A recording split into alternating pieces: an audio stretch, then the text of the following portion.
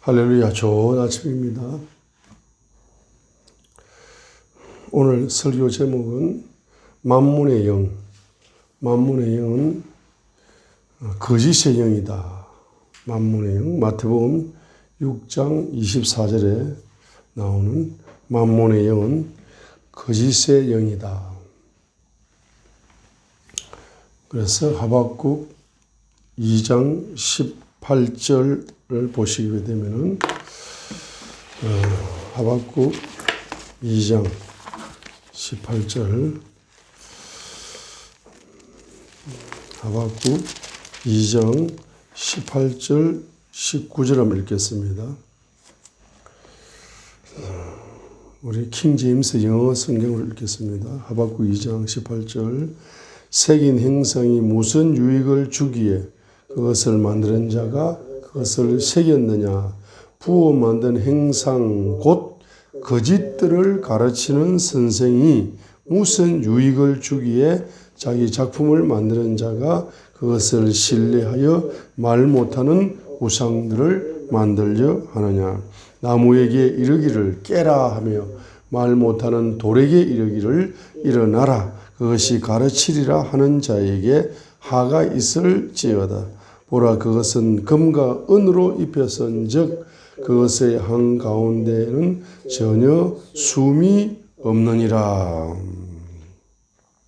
전혀 숨이 없다 하는 것은 생명이 없다는 겁니다. 생명이 없다. 자, 그래서 18절에 보면은 부어 만든 행상 곧 거짓들을 가르치는 선생이 무슨 유익을 주느냐. 거짓들을 가르친다. 부어 만든 행상, 이 우상이 바로 거짓 신이다 하는 것입니다. 우상이 거짓 신이다. 그래서 마태복음 6장 24절에 한 사람이 두 주인을 섬기지, 마태복음 6장 24절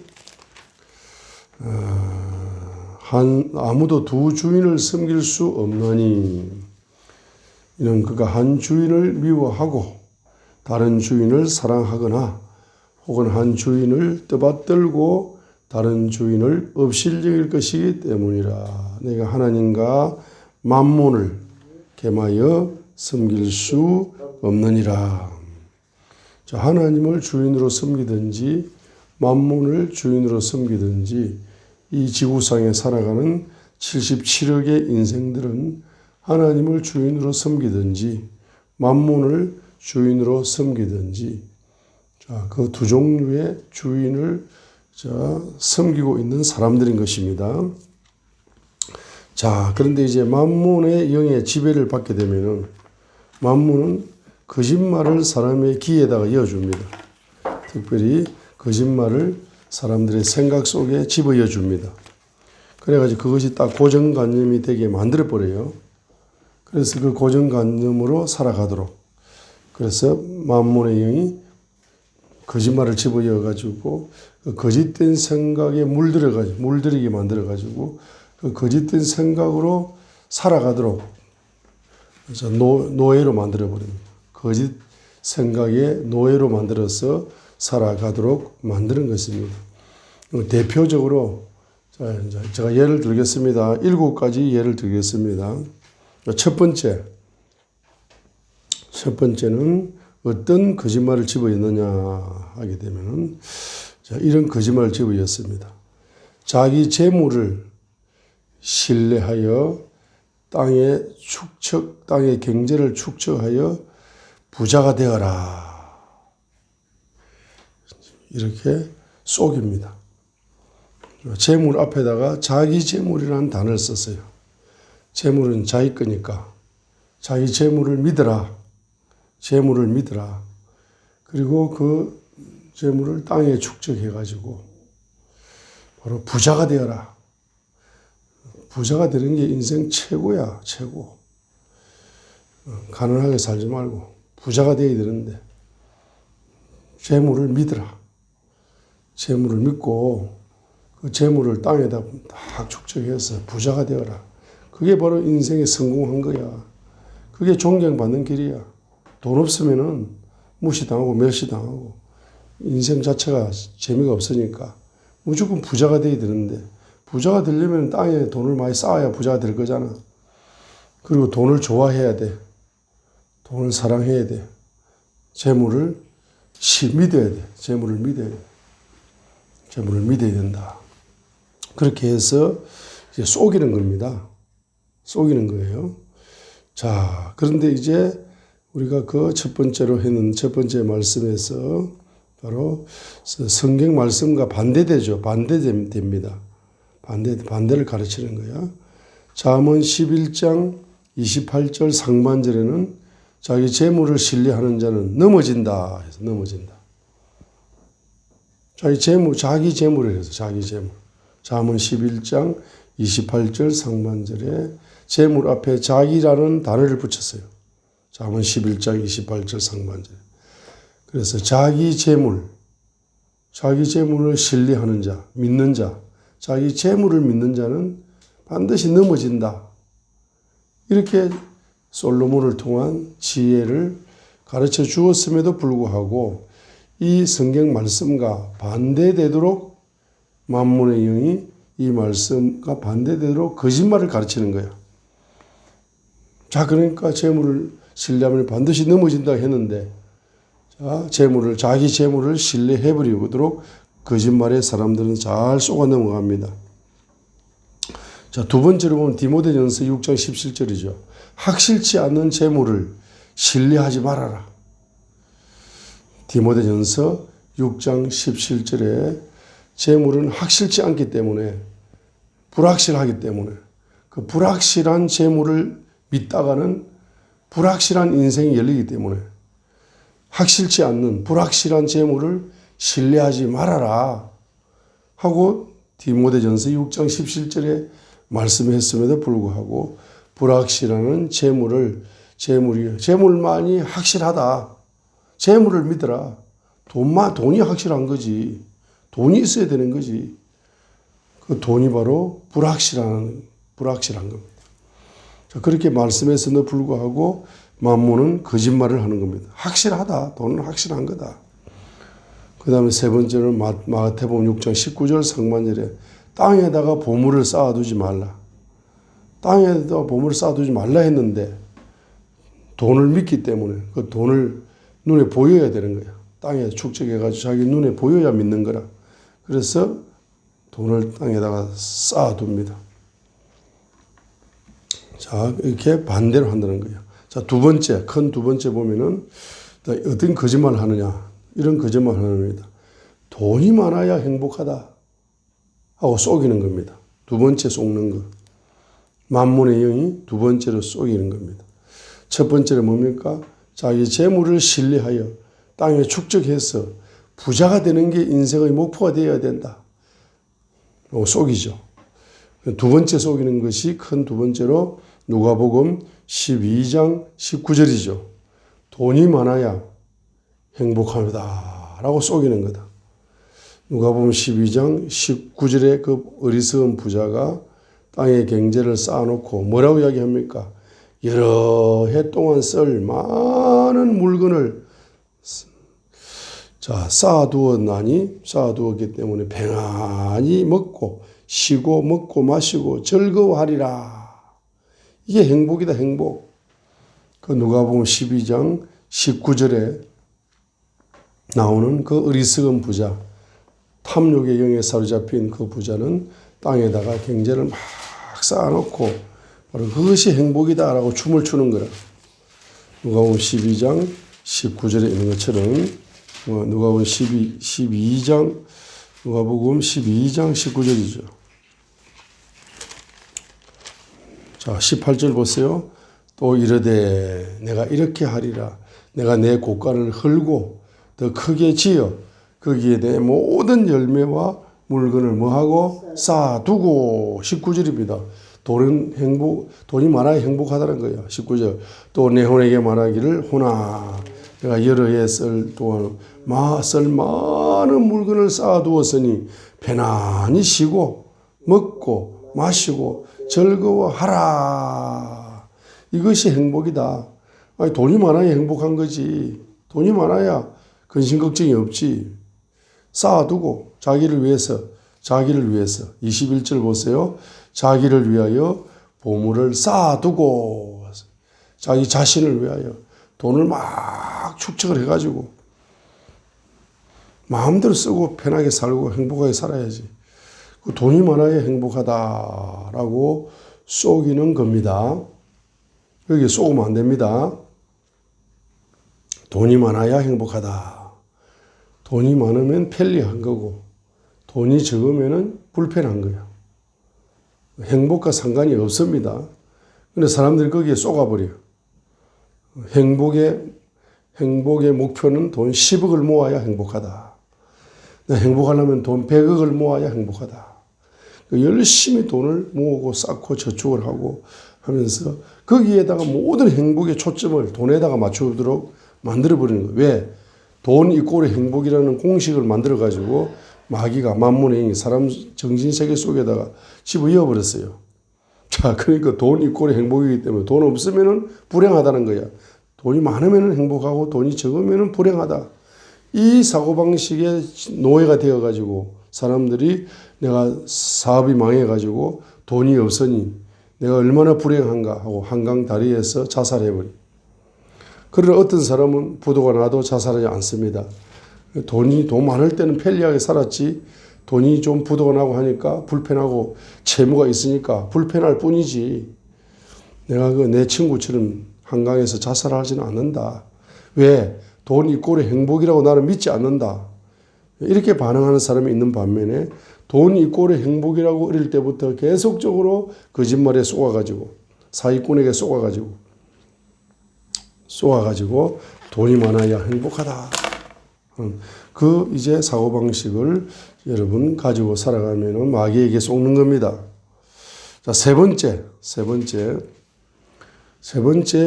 만문의 영이 우리에게 속이는 게 뭡니까? 돈의 주인은 네 자신이다 하고 거짓말을 하는 거야.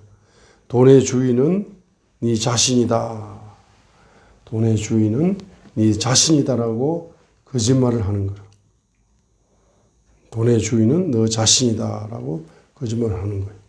내가 열심히 일하고 땀 흘리고 내가 노력해가지고 내가 씨를 심고 내가 열매를 거두어서 내가 부자가 되었으니까 이 돈이 다 내 거잖아. 내 거라고 생각합니다. 근데 여러분이 아무리 씨를 심어도 하나님이 비를 주지 않고 햇빛을 주지 않고 하나님이 풍년을 주지 않으면 그 열매를 맺지 못하지 않습니까? 아무리 여러분이 돈을 많이 모아도 여러분이 건강을 주셨기 때문에 돈을 모을 수 있었던 거죠. 아이디어를 하나님이 주셨기 때문에 돈을 모을 수 있었던 거죠. 재능을 주셨기 때문에 돈을 모을 수 있었는 거지. 하나님 재능도 안 주고 아이디어도 안 주고 건강도 안 주고 하나님이 안 주는데 돈을 모을 수 있습니까? 없죠. 돈의 원천, 바로 부요의 왕은 주님이시죠. 그런데 마태복음 25장 14절에서는 돈을 바로 왕께서 맡기셨다 그러잖아. 마태복음 25장 14절에. 자, 마태복음 25장 14절에 돈의 주인이신 주님께서 돈을 맡기시는 것이다. 맡기시는 것이다. 마태복음 25장 14절에 주인이 종에게 돈을 맡기는 거라. 어떤 사람은 2달란트, 1달란트, 5달란트 이렇게 자기 재능대로 맡겨준 겁니다. 개별적인 능력에 따라서 주인이 맡긴 거라. 그래서 주인이 여행 갔다가 오면은 그 돈을 어떻게 했냐 하고 이제 그 돈을 내놔라. 마태복음 25장 14절 하늘의 왕국은 마치 먼 나라로 여행하면서 자기 종들을 불러 그들에게 자기 재산을 맡긴 어떤 사람과 같으니라.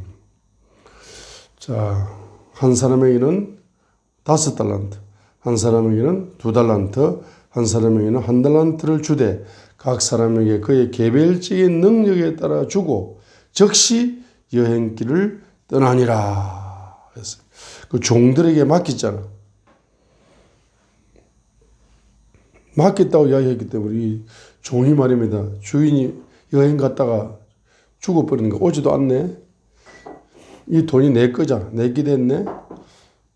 한 달란트 받은 자는 자기 뜻대로 자기가 주인인 것처럼 주인 행세를 했어요. 돈을 땅에다 묻어 놨습니다. 자기 뜻대로 한 거죠.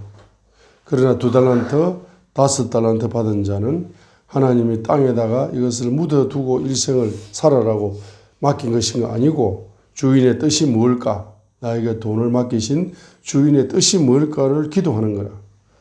기도하니까 2달란트 받은 자는 이걸 가지고 포장마차를 해가지고 돈을 늘어놔야 되겠다. 5달란트 받은 자가 기도하다 보니까 이걸 가지고 사업을 해가지고 돈을 이제 갑절로 늘어나가지고 주인이 여행 마치고 돌아오셨을 때 이것을 주인의 손에다가 올려드리는 것이 사명이구나. 그래서 돈을 맡긴 것은 그것을 주인의 뜻을 사명으로 발견해서 사명을 감당하라고 돈을 주셨구나 하고 이제 그 돈을 주인의 뜻대로 잘 쓴 사람이 2달란트, 5달란트 받은 자. 1달란트 받은 자는 돈이 자기가 주인이 되어버린 거라. 그러니까 주인이 뭐라고 이야기합니까? 바로 26절에 보세요. 26절에 그의 주인이 그에게 응답하여 이르되 악한 종아, 게으른 종아 했습니다. 자기는 부지런하게 살았다 할지라도 영적으로 볼 적에는 게으른 거라. 그리고 악한 겁니다. 그렇죠?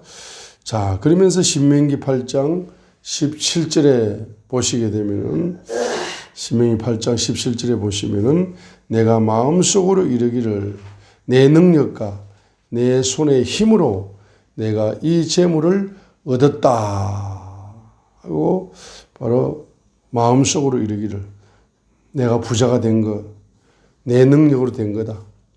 내가 이렇게 돈을 잘 벌이는 것, 내 손의 힘으로 된 거다. 내 능력으로 된 거다. 내 손의 힘으로 된 거다. 나의 정신력으로, 그죠? 나의 솜씨로 음식점을 해가지고 어마어마한 손님이 하루에 1,000,000원씩 매출을 올려줍니다. 내 솜씨가 얼마나 좋아. 내 솜씨 때문에. 그 솜씨를 주신 분이 하나님인데 하나님은 쏙 빼버리고 자기 손의 솜씨 때문에 식당이 잘 된다는 거예요. 그리고 비즈니스 해가지고 돈을 잘 벌이면은 하나님은 쏙 빼버리고 하나님이 주신 돈을 잘 벌일 수 있는 능력을 하나님이 주셔서 돈을 잘 벌이는데 자기 능력으로 돈을 잘 벌였다라고 하나님을 쏙 빼버리래요. 그래서 돈의 주인이 누구다? 네가 열심히 노력했으니 네 거잖아. 이렇게 자기 거라고 속입니다. 그죠? 자, 이 거 쏘아버리니까 돈을 자기 거라고 착각을 해버립니다. 돈을 하나님이 주셔가지고 사명을 감당하라고 하나님의 뜻을 이루라고 돈을 주셨는데 자기 뜻을 이루는 게 자기 사명처럼 살아갑니다. 자, 네 번째로는 만문의 영이 어떤 거짓말을 합니까?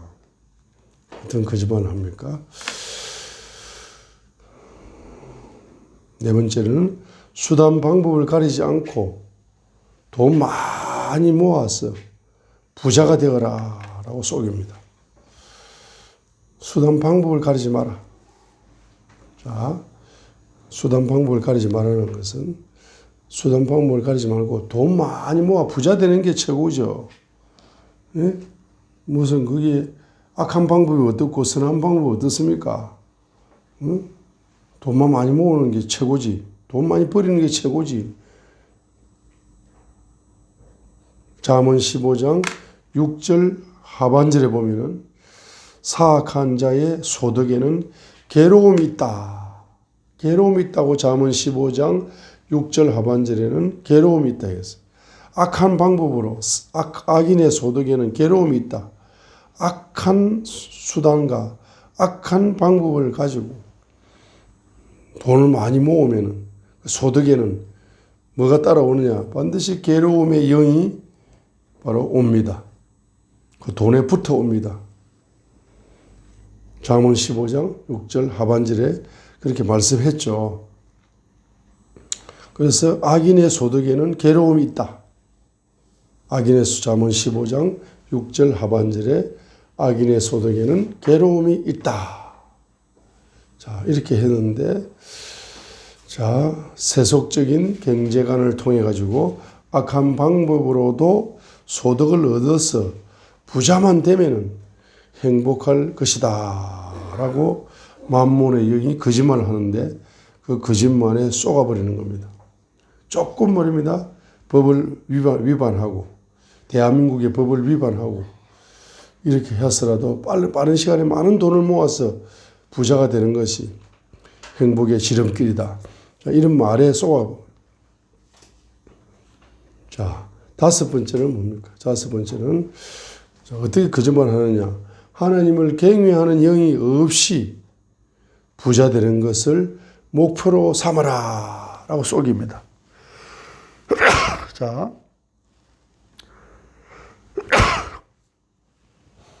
하나님을 경외하는 영이 없이 부자 되는 것을 목표로 삼아라. 이라고 쏘깁니다. 그리고 잠언 15장 16절에는 뭐라고 얘기했습니까? 잠언 15장 16절에서는 적게 가지고도 주를 경외하는 것이 많은 재산을 가지고 그것으로 인해 괴로워하는 것보다 더 낫다라고 잠언 15장 16절에서 적게 가지고도 주를 경외하는 것이 많은 재산을 가지고 그것으로 인해 괴로워하는 것보다 나으니라 라고 했어요. 자, 이렇게 말씀했음에도 불구하고 바로 뭡니까? 경외하는 영과 상관없이 그냥 많은 재산을 모으는 것을 인생의 목표로 삼으라고 쏘기는 겁니다. 그러면 주님을 경외하는 영이 없이 부자가 되게 되면은 자기 자신에게 뭐가 옵니까? 괴로움의 악순환을 경험하게 되는 것입니다. 그 돈이 자기를 괴롭히는 거예요. 돈이 자기를 괴롭힙니다. 돈 때문에 스트레스 받습니다. 자, 그래서 경외의 영이 없이 부자가 되어라. 경외의 영과 상관이 없다는 겁니다. 하나님을 사랑하고 하나님을 두려워하고 하나님을 사랑하면서 하나님을 섬기고 하나님을 예배하는 것과 상관없이 부자가 되는 것을 목표로 삼으라는 만문의 영의 거짓말에 쏘가 넘어가 버립니다. 자, 여섯 번째는 바로 인색해야 돈을 지킬 수 있다. 인색해야 네 지갑에 돈이 그대로 있는 거고 돈을 지키는 거잖아. 돈을 빼가지고 하나님께 헌금을 해버리면 이 지갑이 빈 지갑이 되는데 그러면 돈을 못 지키잖아. 돈을 지켜야 부자가 되지. 그러니까 인색해야 돈을 지킬 수 있다. 인색해라 하는 그 거짓 생각에 사로잡히는 겁니다. 자기 지갑에 절대로 돈 안 뺍니다. 식사를 할 적에도 식사를 지갑에 자기 돈에 인색해야 됩니다.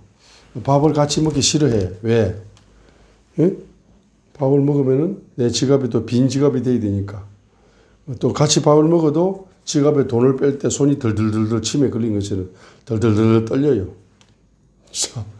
그래가지고 인색해야 돈을 지킬 수 있다라고 거짓 생각에 사로잡히게 만듭니다. 잠언 11장 24절 하반절이죠. 잠언 11장 24절 하반절에 보면은 잠언 11장 24절 하반절에 보면은 지나치게 아낄지라도 가난의 영이 온다. 잠언 11장 흩어서 구제할지라도 경제가 점점 증가하지만은 지나치게 아끼면은 반드시 가난의 영이 온다. 지나치게 인색하면은 가난의 영과 친구가 인색의 영이거든. 자, 잠언 11장 24절 하반절입니다. 얼마나 인색하냐 하면은 자기를 위해서는 돈을 막 쓰면서 하나님을 위해서는 돈을 쓰지 않는다 말이에요. 그래서 누가복음 12장 21절에 보면은 자기를 위하여 보물을 쌓아두고 하나님께 대해 부유하지 못한 자가 이와 같으니라. 하나님께 대해서 부유하지 못한 자입니다. 자기를 위해서는 돈을 쌓아두기도 하고 사치하기도 하고 자기를 위해서는 돈을 아낌없이 씁니다. 근데 하나님을 위해서는 너무 하나님께 드리려고 하니까 너무 아까워. 인색합니다. 인색해. 자, 누가복음 12장 21절에 그 부자죠. 어리석은 부자. 누가복음 12장 21절에 어리석은 부자가 인색합니다. 지나치게 아낄지라도 가난에 이르는 일이 있느니라. 하나님께 대하여 부유하지 못한 자다. 이 말입니다. 저기 어떤 젊은 여자분이 저기 강남에 그 젊은 여자분이 워낙 유명한 여잔데 워낙 유명하다 보니 텔레비전에 나오고 워낙 유명하니까 어떤 할아버지가 식사 한 끼 사겠다. 내가 당신 말입니다. 팬이라 팬. 그래서 만나가지고 식사를 하는데 칼국수를 사주는 거예요. 5,000원짜리, 8,000원짜리를 하대. 강남에 8,000원 사주는 거예요. 몇 번을 만났냐? 24번을 만났어요. 그래가지고 야야 내 딸처럼 예쁘네. 너 남편 좀 데리고 나와봐. 남편 얼굴 한번 보여줘 하니까 그 여자가 뭐라고 하니까 예? 아이 할아버지 남편 안 데려온다고. 할아버지 돈이 5천억이 있다면서 빌딩이 몇 개 있고 뭐 그렇게 땅도 많고 돈이 5천억 있다고 자랑하면서 만날 때마다 24번을 칼국수만 사주니까 우리 남편 칼국수 싫어해요. 돈 5천억. 그래 할아버지 어떻게 샀어요 하니까 할머니가 몸이 아파서 병원비가 150만 원 든다 하는데 내가 화가 나가지고 부부싸움하고 나왔다고. 기분이 나쁘다고. 150만 원이 누구 애 이름이야? 왜 몸 아프다고 병원 가는데 150만 원 가져가는 거야? 돈이 아까워서 먼저 15만 원짜리 아까워. 15,000원짜리 그냥 동네 약국 가서 약이나 사 먹어. 날마다 아프다. 아프면 죽지. 이러면서 부부싸움을 했대요. 그러니까 자기 부인이 할머니가 할아버지를 보고 돈 5천억이 있으면 뭐합니까? 죽으면 다 내불 갈걸. 150만 원이 그게 돈입니까?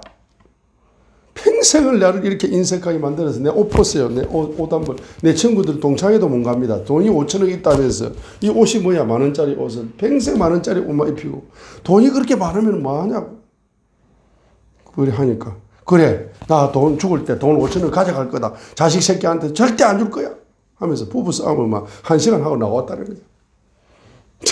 그러니까 자 만물에 사로잡혀가지고 인색하기를 말할 수 없습니다. 이런 사람이 하나님께 돈을 드린다? 이거는 거의 기적에 가까운 거예요. 인색의 영에 사로잡히면 그 후손들에게 또 가난의 영이 옵니다. 그리고 이 할아버지가 영적으로 얼마나 빈곤한가. 하나님을 몰라. 어떤 이분이 그 여자분이 그 할아버지를 왜 만나가지고 무슨 이야기 하느냐. 복음을 전했는데 씨알도 안 먹혀. 영적으로 완전 거지야. 영적으로는 최고의 가난한 거지고 물질만 많다 뿌리거든. 그 인색한 영에 사로잡혀 살아가는 사람들이 많습니다. 자, 일곱 번째로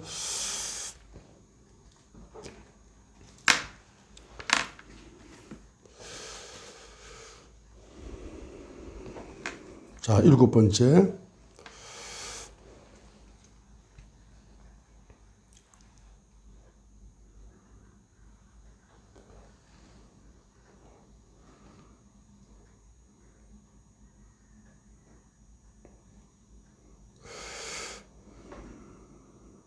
자, 일곱 번째 보게 되면은, 일곱 번째를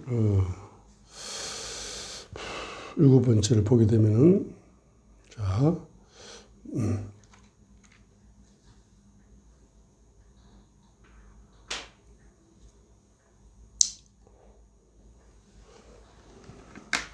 일곱 번째를 보게 되면은, 어떤 사람이 만문의 영의 거짓말에 잘 속느냐 하게 되면 두 가지의 사람입니다.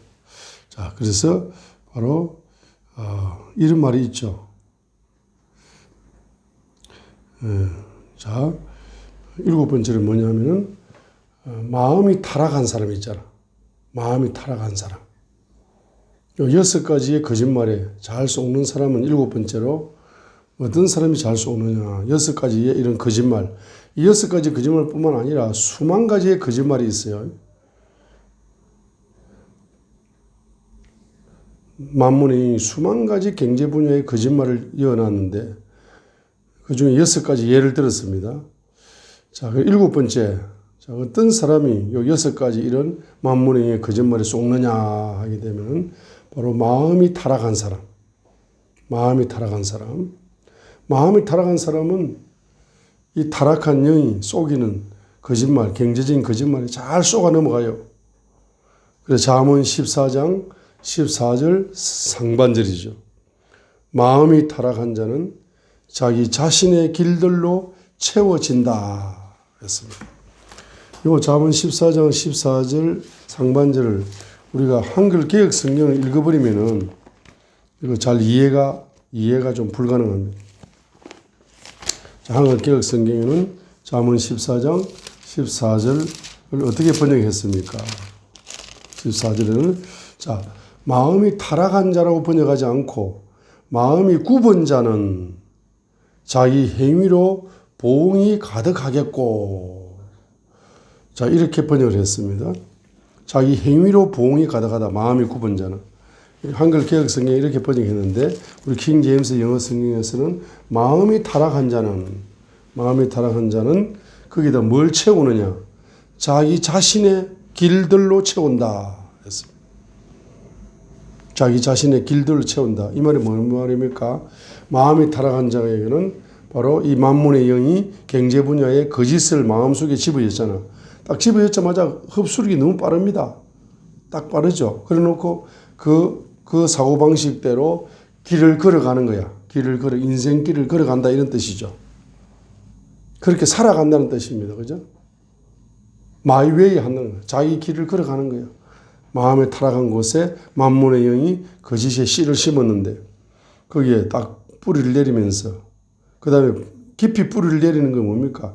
이걸 자꾸 말을 하는 거예요. 입술의 말입니다. 잠언 14장 23절 하반절이죠. 잠언 14장 23절 하반절에 보세요. 자, 잠언 14장 23절 하반절입니다.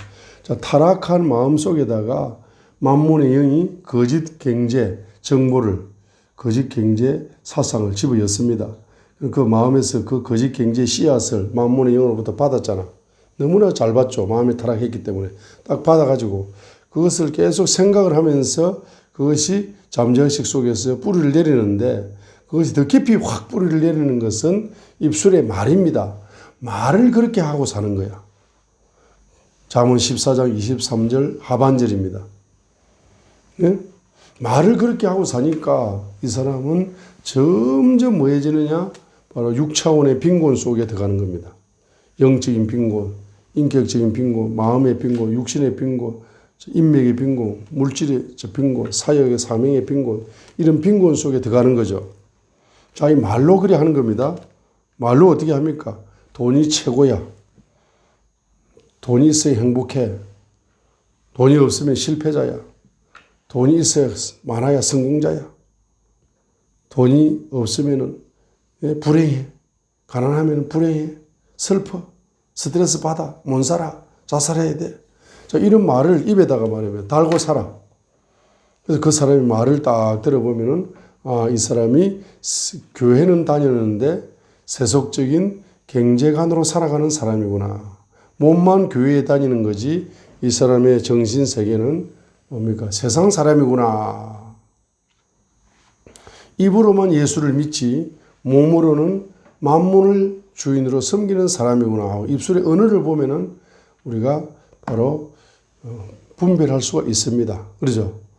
자, 입은 예수님을 섬기는데 주인으로 섬기는데 몸은 만문을 주인으로 섬기는 거라. 몸은 왜? 그 입술의 언어를 보니까 돈이 최고지. 예, 목사도 돈이 있어야 되잖아. 목사가 돈이 없어가 돼? 목사도 돈이 있어야 뭐 목회도 하지. 돈이 있어야 뭐 사역을 하지. 돈이 있어야 뭐 하지. 자, 하고 그냥 아무 생각 없이 목사도 돈이 있어야 된다. 집사도 돈이 있어야 되지. 하나님만 잘생기면 뭐해? 기도만 하면 뭐해? 성경 공부하면 뭐해? 돈이 있어야 뭐 하지. 돈이 있어야지. 하고 말입니다.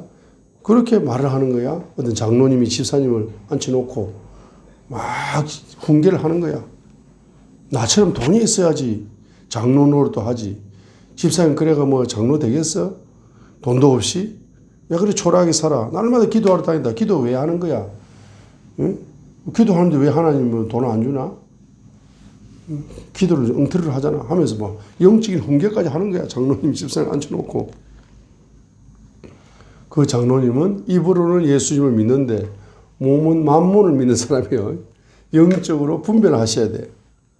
강화문에도 나와가지고 애국운동 합시다 하면서 박근혜 대통령을 팔아가지고 자기 국회의원 되려고 하는 사람. 자기 마음속에 어떤 욕망을 말입니다. 박근혜 대통령을 앞세워가지고 진짜 박근혜 대통령을 사랑하는 게 아니고 입으로만 사랑하면서 자기 몸은 실제로 자기 야망을 이루려고 하는 사람도 있을 수가 있습니다. 그죠? 겉으로는 애국운동 하는데 속으로는 자기의 어떤 명예를 위해서 그렇게 할 수도 있는 거야. 그 위선자라 그러잖아. 그리고 입으로는 예수를 믿는데 몸으로는 만문을 믿는 거야. 만문을 따라가기 때문에 말을 그렇게 한다는 거예요. 생각이 그 사상에 젖어 있습니다. 자, 그래서 결론 내리겠습니다. 결론 내리겠어요. 자, 그래서 이제 마가복음 13장 23절에 재물의 속임수라는 단어가 나와요. 재물의 속임수. 마가복음 13장 23절에 재물의 속임수. 재물의 속임수. 마가복음 4장 18절과 19절에도 재물의 속임수라는 단어가 나옵니다. 그죠? 그래서 마태복음 13장 23절에도 재물의 속임수. 왜 재물이라는 단어에다가 속임수라는 단어를 붙였어요? 그러니까 이게 중요합니다. 마태복음 13장 23절에 22절이네. 22절. 가시들 같은 마음을 가진 사람이죠. 마음이 타락한 거죠. 자, 마태복음 13장 22절. 마음이 타락한 거죠. 길거리밭도 마음이 타락한 거고 돌짝밭도 마음이 타락한 거고 가시나무 밭도 마음밭도 마음이 타락한 거죠. 마음이 타락한 겁니다. 잠언 14장 14절 상반절 마음이 타락했다 그러잖아. 자기 길을 가는 거예요. 자기 길을. 경제에 대해서 경제 계시의 씨앗과 상관없이 만문이 주는 경제 계시를 받아가지고 그대로 그냥 자기 길을 가는 사람들이에요. 그런데 22절에 보니까 재물의 속임수라는 단어가 나왔어요. 재물의 속임수. 재물의 속임수에 속는 겁니다. 재물의 속임수. 자, 그죠? 재물의 속임수라는 단어가 나왔습니다. 다른 말로 말하면 만문의 영은 거짓 신이다는 뜻이죠. 이 재물이 거짓말을 잘해요. 거짓의 왕입니다. 돈이 거짓의 왕이에요. 만문이 거짓의 왕입니다. 바로 만문은 그 다음에 똑같은 단어가 누가복음 8장 14절에 재물과 쾌락이라고 해요. 재물의 속임수로 하지 않고 누가복음 8장 14절에서는 재물과 쾌락이라고 해요. 재물과 쾌락. 재물과 쾌락이라고 했습니다. 그래서 마귀가 지금 여섯 가지를 얘기했습니다. 마음이 타락한 자에게 6가지 경제 거짓말을 딱 사람 마음속에다 집어였는데 이 사람들이 결론적으로 그 거짓 만문의 영이 주는 거짓 경제의 그 생각은 어디를 향하고 있느냐 하게 되면은 전부 다 한마디로 말하면은 쾌락으로 향하고 있다. 쾌락으로 향하고 있다. 쾌락으로 향하고 있다. 자, 한마디로 말하면은 요한 1서 2장 15절로 17절을 향하고 있다. 요한 1서 2장 15절로 17절을 향하고 있다 했습니다. 그래서 뭐 첫 번째로 뭡니까? 바로 세상을 사랑하는 거다. 세상을 사랑하게 만든다 이 말이야. 재물은 마귀에게 쏘아가지고 만문에게 쏘아가지고 돈 하게 되면 돈을 많이 모았을 때 그 돈을 가지고 뭐 하게 하느냐. 바로 하나님 아버지를 사랑하지 않고 세상을 사랑하는 쪽으로 가게 만들어버립니다. 세상을 사랑하는 쪽으로 그 길을 세상을 사랑하는 길로 만문이 가도록 미혹시켜버려요. 돈 많이 모았다가 세상 사랑에 빠져가지고 하나님 사랑을 버려버립니다. 두 번째로 뭡니까? 바로 육신의 정욕. 육신의 정욕을 추구하도록 그 물질을 가지고 육신의 정욕을 추구하도록 만들어버려요. 육신의 정욕을 추구하도록 만들어버립니다. 그 다음에 세 번째가 안목의 정욕. 안목의 정욕은 명예입니다. 명예. 안목의 정욕, 명예입니다. 명예를 추구하도록 만들어버려요. 돈을 가지고. 돈 많으면 돈을 투자해가지고 자기 명예 감투를 사는데 투자합니다. 그죠? 네 번째로 뭡니까? 바로 인생의 자랑이에요. 자랑. 인생의 자랑입니다. 자기 자랑을 돈 많다고 자랑하는 거예요. 자랑입니다. 자, 자랑하면서 쾌락을 느끼는 거예요. 사람은. 자랑하면서 정신적인 쾌락을 느끼는 거예요. 인기가 많으면은. 자, 그러니까 말입니다. 육신의 정욕, 안목의 정욕, 이생의 자랑이 세상을 사랑하는 겁니다. 결론적으로. 근데 이 네 가지가 결론적으로 단어를 한 단어로 쓰면은 뭡니까? 쾌락이야, 쾌락. 이 네 가지 요한일서 2장 15절로 17절에 나오는 세상을 사랑하고 육신의 정욕, 안목의 정욕, 이성의 자랑 요 네 가지를 그러니까 이 세 가지가 세상을 사랑하게 만들거든. 육신의 정욕, 안목의 정욕, 이성의 자랑이 세상을 사랑하는 거거든 결론적으로. 그런데 요 네 가지를 딱 한 단어로 요약하면은 재물과 쾌락이란 말이야. 왜? 육신의 정욕은 육신의 쾌락에 돈을 투자하게 돼 있으니 돈이 많아지면은. 두 번째는 뭡니까? 안목의 정욕, 명예입니다. 명예를 얻어가지고 자기의 뭡니까? 바로 정신적인 쾌락을 얻고자, 인격적인 쾌락을 얻고자 하는 거야. 그 다음에 인생의 자랑을 통해서 자기의 바로 정신의 쾌락을 얻고자 하는 쾌락. 인기가 많아가지고 쾌락을 얻고자 하는 겁니다. 쾌락을 추구하게 만들어버린다고 말입니다. 그래서 이 만문의 영은 바로 쾌락의 영이다. 볼 수 있어요. 쾌락의 영이다. 쾌락의 영이다. 그래서 이 만문의 영이 한번 싹 지나가 버리면은 소돔 고모라 도시가 되는 거야. 만문의 영이 그냥 소돔 고모라 도시를 지배해가지고 소돔 고모라 도시의 사람들의 바로 생각 속에 거짓 경제 정보를 집어넣으니까 그 사람들이 그 거짓 경제 정보에 쏘가가지고 전부 다 노예로 살아가게 되다 보니까 그 사람들을 소돔 고모라 사람들은 바로 부자가 되는 게 인생 최고 목표고 성공이야. 그렇죠? 근데 부자가 되어가지고 결론적으로 돈을 어디에다 집중 투자하느냐.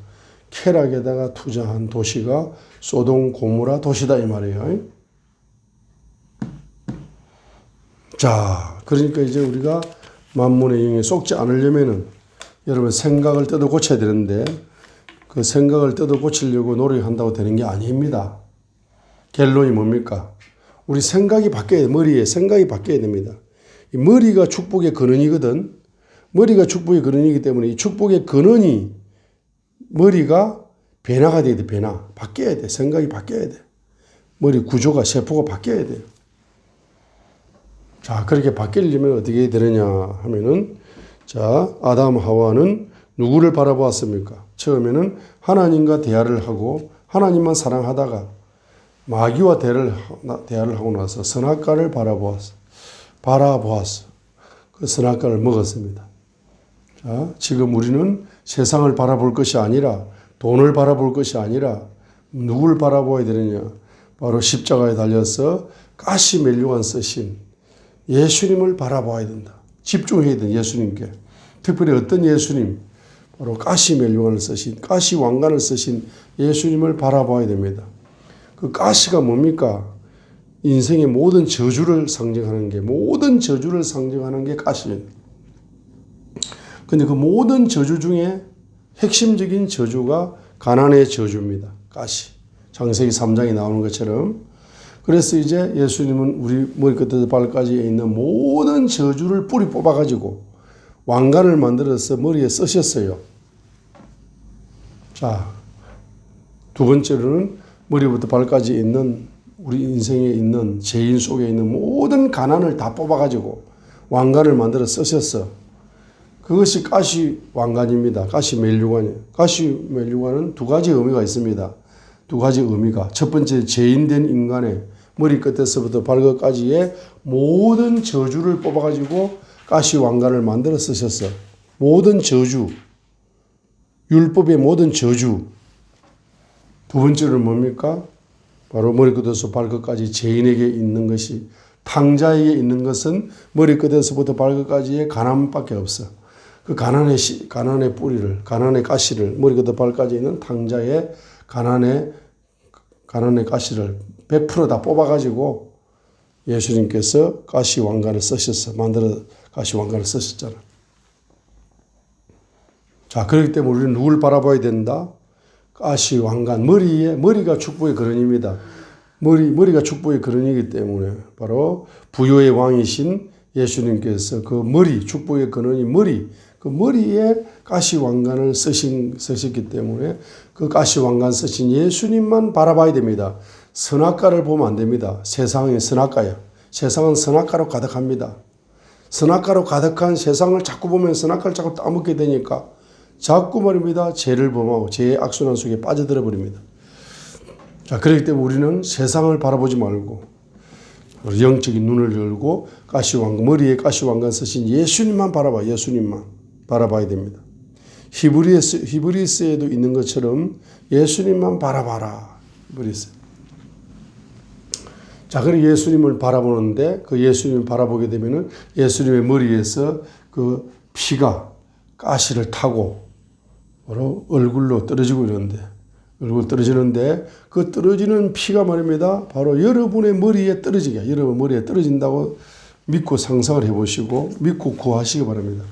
생각을 잘해야 됩니다. 생각을 집중해야 돼. 그래서 바로 예수님의 머리에서 가시를 타고 흐르는 그 피가, 예수님 피가 여러분의 머리에 탁 한 방울 떨어져. 한 방울 떨어지면은 어디에 제일 먼저 떨어질까 하니까 바로 여러분의 소나무 송자에 가일가자, 송가채에 제일 먼저 떨어져야 됩니다. 송가채에 제일 먼저 떨어지고 그 옆에 있는 단기기역을 장기기역으로 바꾸는 해마에 떨어져요. 해마에 떨어져야 됩니다. 해마에 떨어지면서 그 밑에 있는 천억 개의 이상의 바로 뉴런 신경세포 속으로 흘러가야 돼. 강물처럼 흘러가야 돼.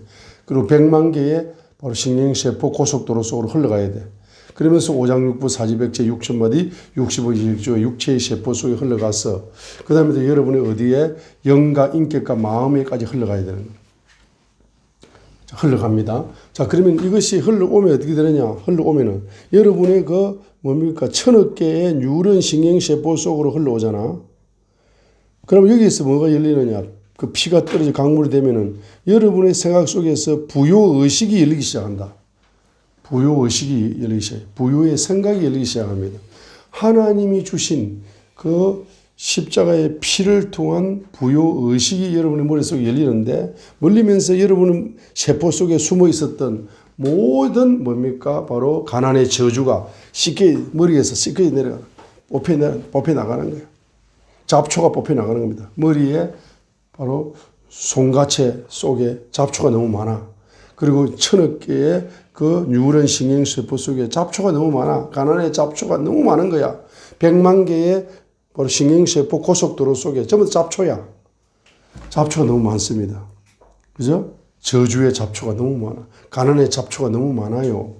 그것이 주님의 피가 흘러가면서 그걸 뿌리 뽑혀 나가면서 가난의 저주 의식이 뿌리 뽑혀 나가는 거예요. 그러면서 주님의 보혈을 통해서 하나님이 주시는 부요 의식이 여러분에게 열리기 시작합니다. 자, 부요 의식이 열리기 시작해야 창세기부터 요한계시록까지를 볼 때 이제 부요의 눈이 열려가지고, 그렇게 성경을 막 읽었는데 한 번도 내가 이걸 안 읽었단 말이야? 하고 성경에서 어떤 하나님이 주신 경제 명령이잖아. 그 경제 명령이 클로즈 되면서 이 어마어마한 말씀이네 하면서 이 말씀이 내 마음에 쏙 들어옵니다. 깨달아지기 시작하는 거라. 자, 그래서 뭡니까? 제 1차적으로는 바로 가난의 저주가 가시멜로만 쓰신 예수님의 피가 떨어져서 내 머리에 떨어져서 머리를 가난의 바로 잡초를 탁 청소를 해버려. 그 청소를 하게 되면은 첫 번째로는 가난의 의식이 열려, 두 번째로는 가난의 의식이 뿌리 뽑혀서 첫 번째는 부요 의식이 열려, 두 번째로 부요의 눈이 열려, 세 번째는 부요의 귀가 열려, 네 번째로는 부요의 입이 열려. 다섯 번째는 부요의 마음이 열려. 여섯 번째는 부요의 손이 열려. 일곱 번째는 부요의 발이 열려. 7차원이 열리기 시작하는 겁니다. 자, 그래서 오늘부터 우리가 생각을 좀 바꿔야 돼요.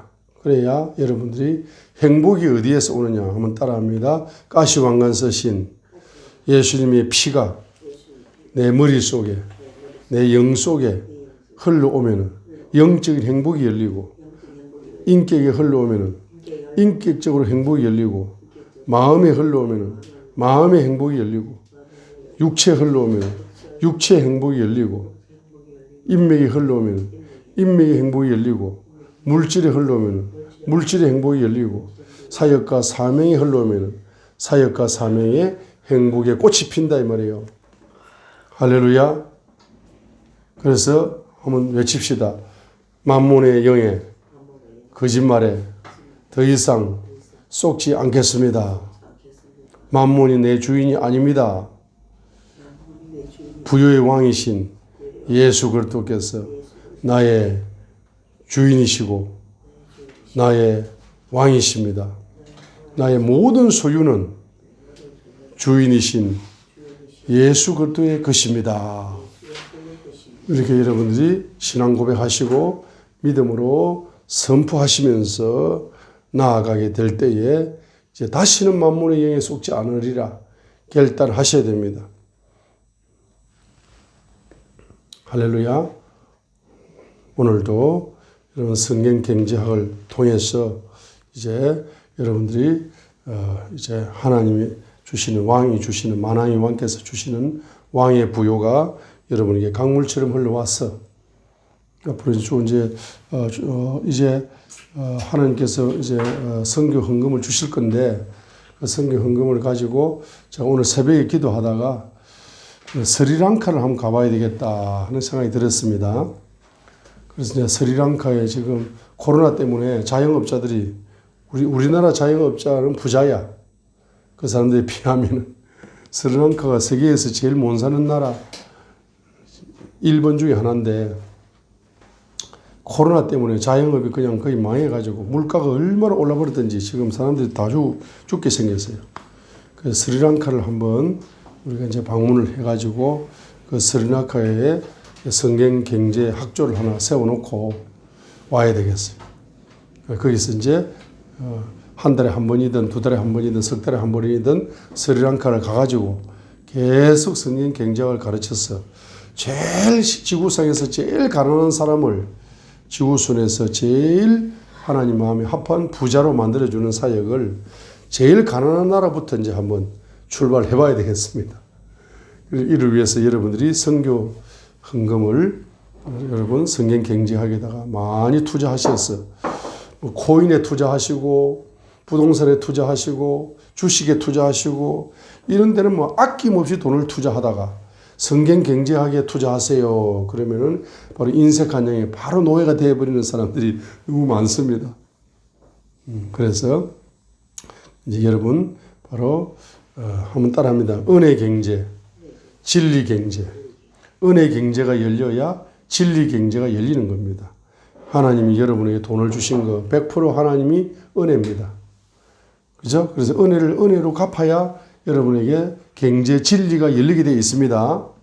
그래서 앞으로 성경 66권의 경제 진리가 여러분의 백과사전처럼 열려서 여러분들도 이제 글로벌 큰 손으로 쓰임 받으려면 돈 10만 원, 100만 원, 1000만 원, 1억 이런 돈에 발발 떨지 마라 말입니다. 그 돈이 내 거 아니다니까. 어차피 죽을 때 가져가는 것도 아니야. 하나님 맡기신 거고 하나님 거잖아. 그럼 하나님 뜻대로 쓰는 거잖아.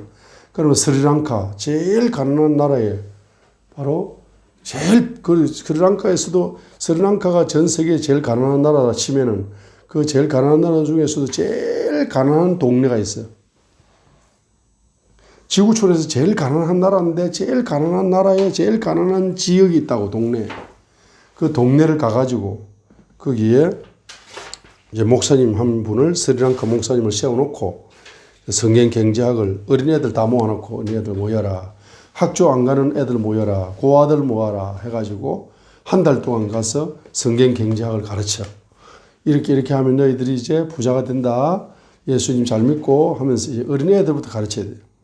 그래가지고 이제 한 10년 가르쳤더니만은 10살짜리가 20살이 되는데, 아이고, 20살짜리가 벌써 자기 분야의 1인자가 되어가지고 말입니다.